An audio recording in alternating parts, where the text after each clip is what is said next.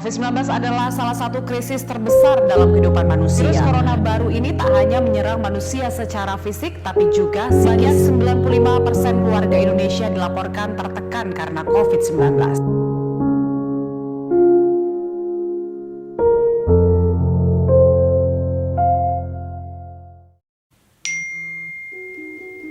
Kesehatan jiwa atau mental adalah kemampuan orang untuk menyesuaikan diri dengan dirinya sendiri dan dengan masyarakat serta lingkungan di mana ia hidup. Dengan kemampuan penyesuaian diri, diharapkan akan menimbulkan ketentraman dan kebahagiaan hidup.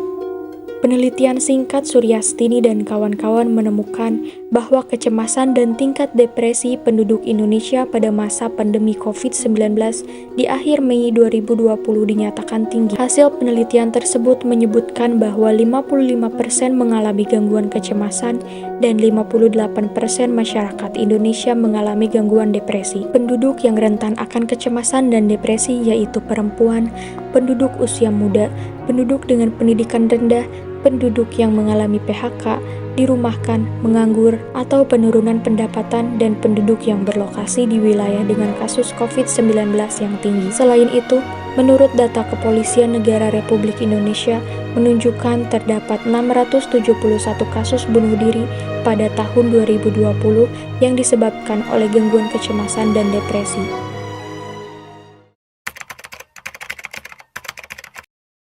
Sejak ditetapkan Undang-Undang Nomor 18 Tahun 2014 tentang Kesehatan Jiwa dalam situasi pandemi COVID-19, pemerintah melalui Keputusan Presiden Republik Indonesia Nomor 7 Tahun 2020 yang kemudian direvisi dalam Keputusan Presiden Republik Indonesia Nomor 9 Tahun 2020, pemerintah mengeluarkan kebijakan yang berisi tentang pembentukan gugus tugas percepatan penanganan COVID-19. Isi keputusan Presiden tersebut menjadi dasar kebijakan pada implikasi sosial, ekonomi, dan kesejahteraan masyarakat. Sebagai upaya preventif, pemerintah berupaya menanggulangi dampak pandemi COVID-19, khususnya untuk kesehatan mental, dengan menyusun pedoman dukungan kesehatan jiwa dan psikososial pada pandemi COVID-19.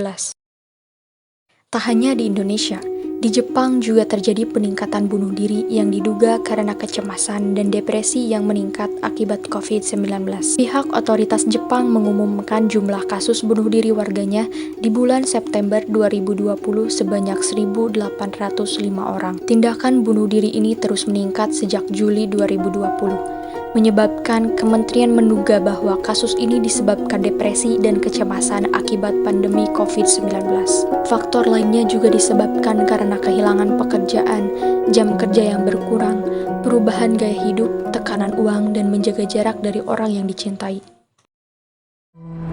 Untuk menangani permasalahan kesehatan tersebut, Perdana Menteri Jepang Yoshihide Suga membuat pos kabinet baru untuk mengatasi isu kesehatan mental ini. Ia menunjuk Tetsushi Sakamoto sebagai Menteri Kesepian. Menteri Kesepian secara khusus diminta untuk menjalani program pemerintah yang bertujuan untuk membantu orang-orang yang mengalami kesepian kronis akibat isolasi selama pandemi. Sakamoto mengatakan bahwa dirinya akan mengerjakan dengan pendekatan komprehensif untuk menangani masalah ini. Tingginya angka bunuh diri karena kondisi pandemi bisa jadi memperparah hal tersebut.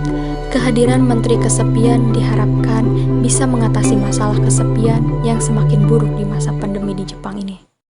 Dari isu kedua negara tersebut dapat dibandingkan bahwa tingkat kecemasan dan depresi karena pandemi COVID-19 yang mengakibatkan bunuh diri lebih parah di Jepang dibandingkan dengan di Indonesia. Namun, upaya dari pemerintah kedua negara tersebut sangat besar untuk meminimalisir tingginya angka bunuh diri. Oleh sebab itu, kita sebagai warga negara harus membantu pemerintah dengan cara menjaga kesehatan mental kita.